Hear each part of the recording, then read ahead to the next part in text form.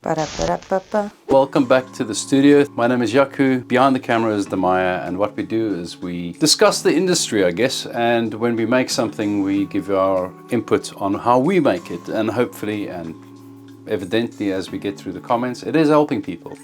So we're going to carry on doing it. If you're in the goldsmithing trade, you will have people coming to you with a certain problem.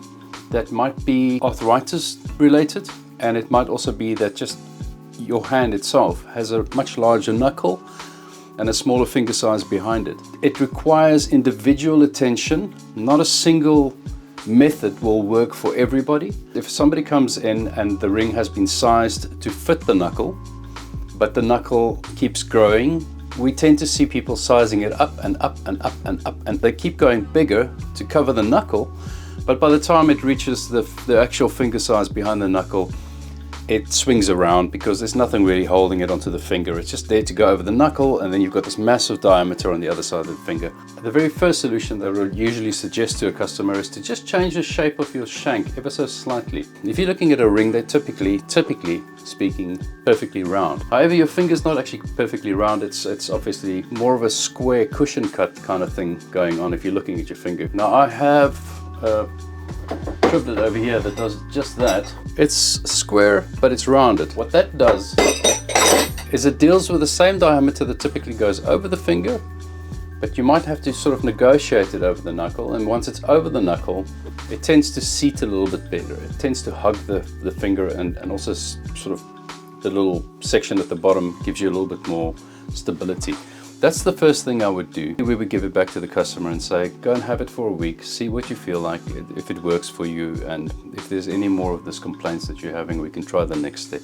There's simpler ways to do these kind of fixes as well, like the little coil that you would spin in the inside. Some jewelry shops sell those, but they don't really solve the problem in a permanent matter, and they're also a little bit bulky at the bottom of a ring, so we don't typically do that, but that is also a solution. There are other solutions as well, like the little wings that you can see on the screen right now, that you literally just fold around the shank at the bottom, and it's a little spring-loaded piece of metal that when you put your finger in, it springs out, so you can get it over a bigger diameter, and it sort of clamps up to your finger once you've gone over the bigger diameter. These are all solutions that are over the counter, let's say. The next step that I would take would be to put little beads in, or little D-shaped little bars, depending on what the customer wants. The little beads find their little position at the bottom of the finger, and then that also helps for the ring not swinging around. I would really like to discuss when people come in and they have a ring that's enormous. They might have something like arthritis. I've seen this in younger people as well as older people. The knuckle keeps on swelling. What I'm trying to discuss in this video is bypassing the knuckle and dealing with the finger size on the other side. The only way to go about doing that is to make the ring open past the knuckle and close on the other side. It's something that is a little bit technical, it's mechanized. It's the kind of thing that gets me really excited. I've made quite a few of these over the years. I've worked with some of the clip mechanisms you can buy as well.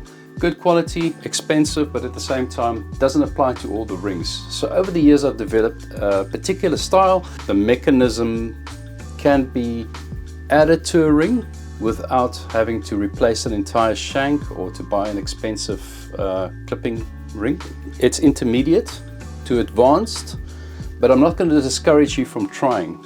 For instance, the ring I'm going to be working on is only about 2 millimeters wide, 1.8 thick. That's very little.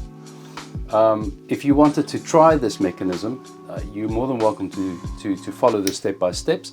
And I would probably say to you to try it on a bigger silver ring or something like that, just to get the concept behind what I'm trying to do. Now, every part of the manufacturing of this hinge mechanism is absolutely thought out and tested. And I'm happy to say that I'm going to be able to share that with you. We're not dealing with just making things. We're going to share with you our experience over the last 30 years in being in the industry. And if there's something that you can add to this, that's exactly why we've got the comment section. This is a community. Your comments actually help people that read them. We're growing. We're getting good positive response from this. Do make sure to hit that bell icon. If you haven't subscribed yet, that really helps the channel as well. Also on Instagram under Yaku the Jeweler, that's a great place to message as well. and to get a hold of us if you've got any questions about this. Something to look forward to, a hinged ring or a clip style ring with a secondary mechanism as well to make sure that it locks, is coming up next week. So we hope to see all of you there. Thank you very much for watching the video. As per usual, stay creative. Cheers. Bye.